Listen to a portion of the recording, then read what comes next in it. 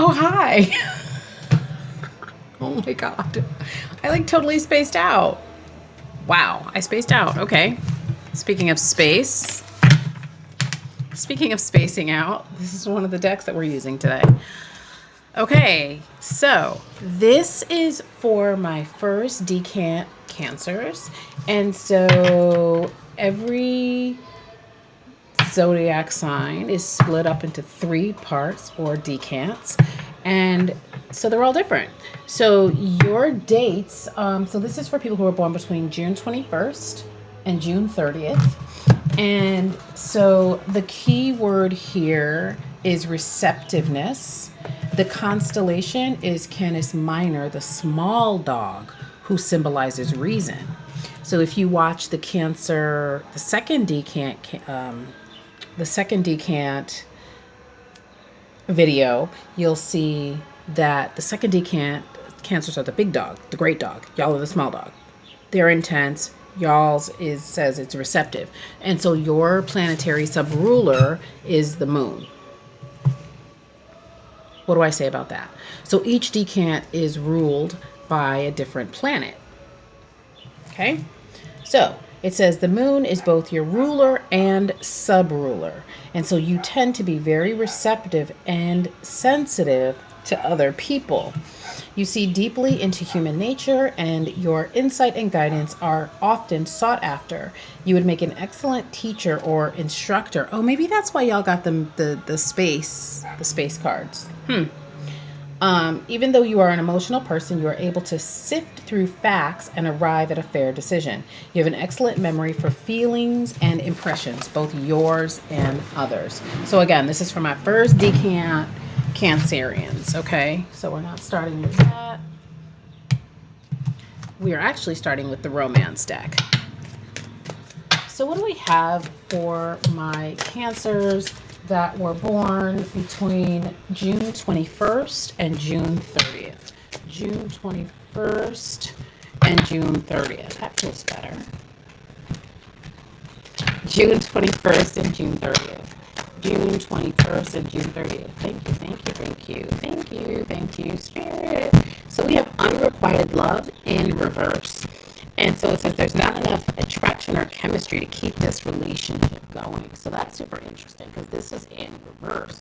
So I don't know if love or relationships is on your mind, but it doesn't look like here there's an issue with attraction. And it could also be if you were, we have calling your soulmate. Calling in your soulmate, your prayers, affirmations, and visualizations help bring you together. I feel like this was not quite in reverse, but yeah, it was. This was like, it's not quite in reverse and it's not quite in the upright, okay? So it's like, I feel like this is, if you were separated with a person, if you were in a relationship and things weren't going as they could, it seems like here that this is actually going to be turned around. So again, the unrequited love was in reverse. The calling in your soulmate is also in reverse. So here, let me explain the way I read reversals. Okay, so I read reversals in two ways. Well, really three ways, but I'm only going to talk about two. Okay, so the one way that I look at reversals is when it is absolutely the opposite of what it is when it is in the upright, which is this unrequited love. The other way I look at it, reversals, is when it is an energy that is waiting to be released. Okay? Blocks, barriers, stuck energy, things of that nature. And that is how I'm reading that in reverse. So what I'm feeling, and I feel like there's a couple of different, obviously because this is a collective reading, so I feel like there's two different things happening here. So one, you could actually, again, have been in a relationship where for whatever reason the chemistry just was not there and you parted, and this is actually coming to an end, and there will be some sort of reuniting at energy, huh? Especially when I think about Saturn being in reverse, and Saturn is the planet of restriction. Saturn will go direct on October 22nd. And so I'm feeling like if there are limitations and things like that, again, that are keeping you separate from this love, wow, interesting. This could also be like being separated from loved ones, being separated from children and things like that. Yeah, there's something about the Saturn retrograde that I'm really feeling is influencing this. I mean, of course, the person that you're dealing with could also have very strong Saturn placements, like a Capricorn Sun, Moon rising. That could also be there. But again, it's coming to an end because of your prayers and things like that. That is one case. The other case is where memories, the energy of unrequited love, of rejection, could be blocking your ability to call in your soulmate. Holy crap, I didn't even see this. Bottom of the deck. Trust. Other bottom of the deck. Honeymoon. So we're going to just take those out. We're going to take those out. And we're going to just put these here because these were in the upright. Right? So yeah. So there we go. There we go. Trust. This situation is calling for you to have faith and honeymoon. Enjoy the bliss of holiday time together. And what did I say? After October 22nd.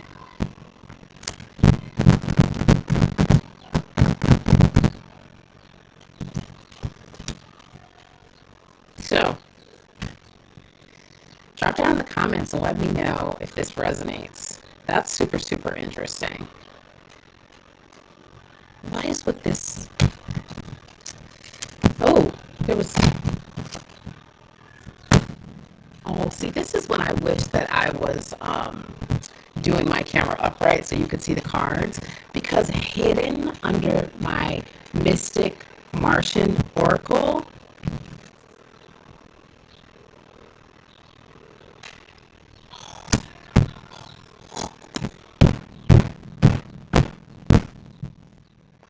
healing family issues, your love life benefits as you forgive your parents. Holy crap. Enjoy the bliss of holiday time together. So when do a lot of issues with parentals and siblings and things of that nature usually crop up? During the holidays. And so if the holidays is a particularly like challenging time for you because of family issues, this is actually the time to begin to work on healing those things or continue to heal those things.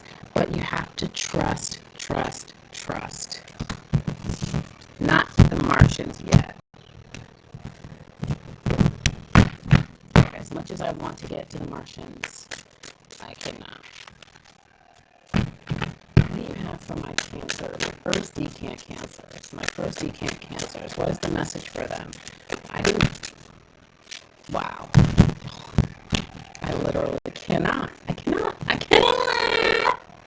We have the 5th house. So the 5th house is ruled by Leo. But the other thing about the 5th house, it's about creativity, but this is also about the inner child.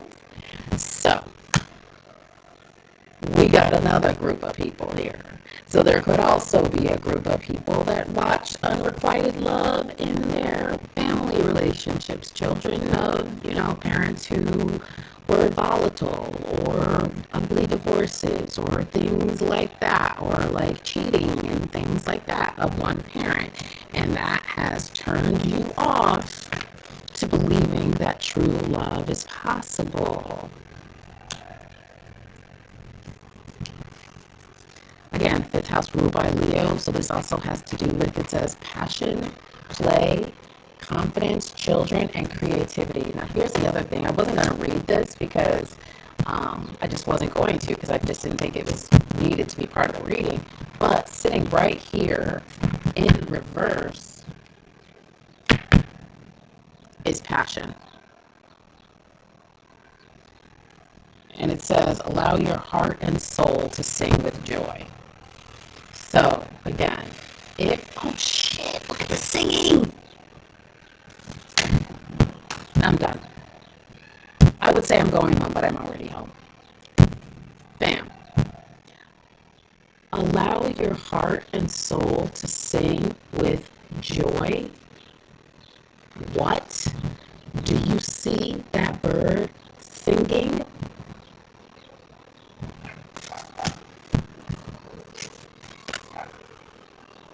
And then we have conjunction in reverse, a union, merging, and coming together. Again, in reverse.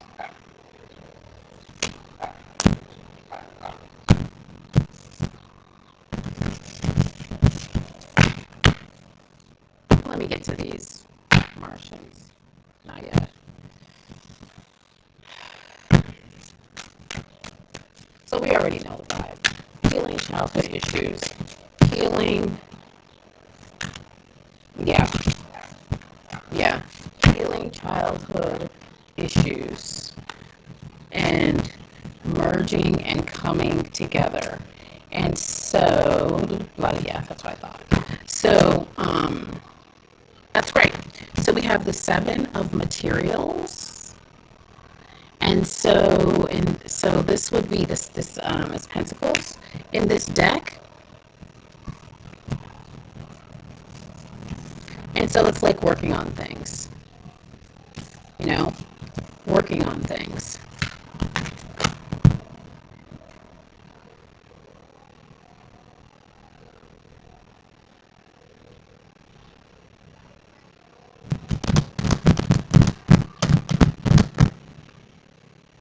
Earthly things.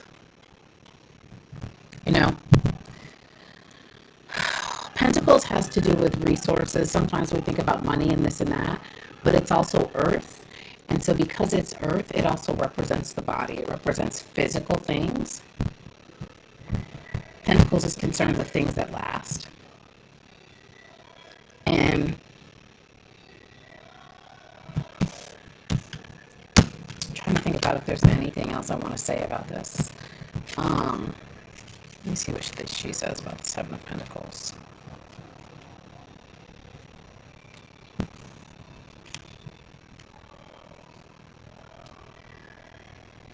In any journey, there are moments meant for rethinking, reestablishing, redirecting, stepping onto her timeline. She waits patiently, poised to reap rewards she sowed in the past, and she knows she's almost ready. Her gut tells her. Her hands are weary from toil. Her heart tells her she knows. In the lucidity of the pause, she realizes that her lace has come undone. Yeah, okay, that's fine.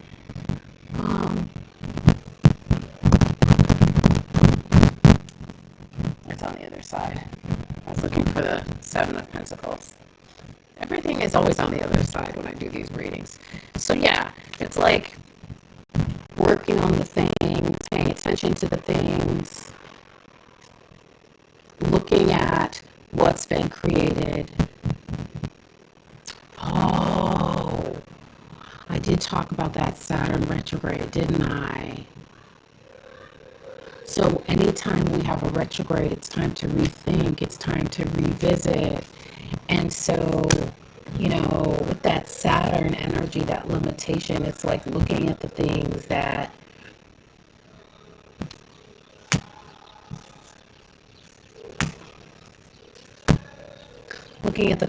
formed you. Looking at the things that formed you. Looking at your past. Even though that's typically not what this card is about, that's what I'm feeling with the 7 of Pentacles. And while I shuffle this, I'm going to go to my tarot curriculum and see if there's anything I want to say about 7.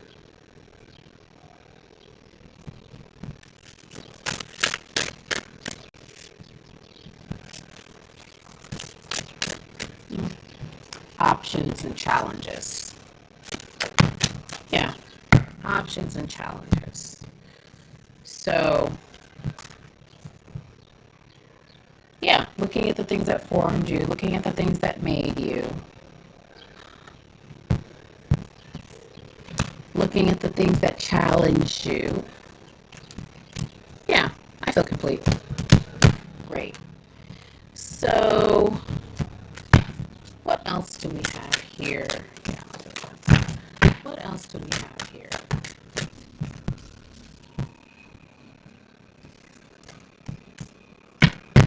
Ah, so there really is something here about this this earth element. Survival, adaptable, reliable. Things that last. What needs to be uprooted? What things are firmly planted in your psyche? Yeah, that's what it is. That's what it is. Uprooting the childhood things. Becoming more adaptable.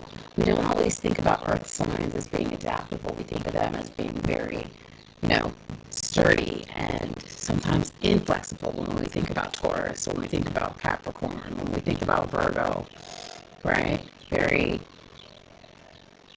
set in their ways. And so, how's that working out? You know, are you reaping things that you wanted to reap, that you want to reap? Blue Avians, philosophy, releasing karma, mysticism. I am going to read from this one. Where's the book? ¿Dónde está? Aha. 7. 7. 7. 7. Not me opening right up to it. Not me opening right up to it. Blue avians are mammalian humanoid ETs with bird-like features. Their origins are unclear. Encounter reports claim they are now from another multiverse, though originated from our local star clusters. Blue avians have some resemblance to the offshoot of Lyran genetic lineage known as bird people. The blue avian are the 6th to 9th density dimensional, tall, with slender body frames. They are covered in soft, bluish to indigo feather down. They have a cool, calm, and diplomatic nature, with a profound and intelligent understanding of ontological philosophical and metaphysical phenomena. They are well versed on the law of one material, Egyptian sun bird god Ra. I'm not sure what that means. They are remarkable time-traveling explorers using spherical orbs, teleportation technology. Blue avian ETs have been referenced in many ancient mythological documentation, including Mayan, Egyptian, Hindu, and Babylonian literature, and artifacts. I love saying literature. Why do I have to close my eyes when I say literature? Sorry. Something's wrong with me. Something's fucking wrong with me. Sorry. No Machine Gun Kelly right now. The blue avian archetype coincides with history, labels, angels, and are known as the ancient builder race. What did we say? What did we say? What did we say about Earth? What did we say? Building things that last. Now is the time to destroy old things so you can build something that lasts. And they are the archetypes of this quadrant of the universe. The Blue Avian's mission is largely to protect all life and assist in the development of human ascension. I'm done. And Spirit won't let me be done. Spirit won't let me be done. Please get your birth chart and see where Saturn is. Please. Feel, restricted, experience, struggle, learn, hard work, and patience. That's what Saturn is all about. And also, yeah, Saturn, I got Saturn all up and through my chart, and I've got the bruises to prove it. You see these bags under my eyes? that's my Saturn influence. I love, I've come to love Saturn though, but Saturn will work you out. So see where Saturn is in your chart, and see how you can work with it. See how you can work with it, okay? But again, this is your message. This is what I have for you. And since we have been so Saturn-y, since we've been so Capricorn-y, I would say that this message is from now. Oh, and we have that full moon in Saturn on Wednesday. I would say this message is from now for you until the end of the year. This is from now until we are in Capricorn season, okay? And technically, Capricorn season will take us into January. So, this is your message. This is your homework. Sorry to give you homework, but I do have Capricorn rising. So, and a lot of Virgo in my chart. So apparently, I found out today from Nia that Virgo is the teacher of the zodiac, which I love. So you have homework. And the homework is to work on the family issues, the way you perceive yourself. That's what I have for you, Cancer. I hope that you enjoyed this reading. I enjoyed it. And I will see you next time. Bye. Oh, if you made it this far, 21 minutes in, put a crab in the chat. What is this? This is not a crab. What is it? Bye, y'all.